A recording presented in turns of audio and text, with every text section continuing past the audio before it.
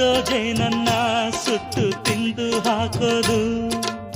ನರಮನುಷ್ಯ ಕಲಿಯಲ್ಲ, ಒಳ್ಳೇದು ಉಳಿಸಲ್ಲ, ಅವನಡಿಯೋ ದಾರಿಲಿ ಗರಿಕೇನು ಬೆಳೆಯಲ್ಲ. ಚಿಲಿಪಿಲಿಗಳ ಸರಿಗಮ ಕಿವಿಯೊಳಗೆ, ನೀರಲೆಗಳ ತಕಧಿಮಿ ಎದೆಯೊಳಗೆ. ಬೆಳ್ಳಿ ಹಕ್ಕಿಯಾಗಿ ಹಾರಿ ಹೋಗಿ ನಾವು ಸಂಚಾರ ಮಾಡುವ ಬಾರ. ಆಕಾಶದಾಗ ಯಾರು ಮಾಯಗಾರ,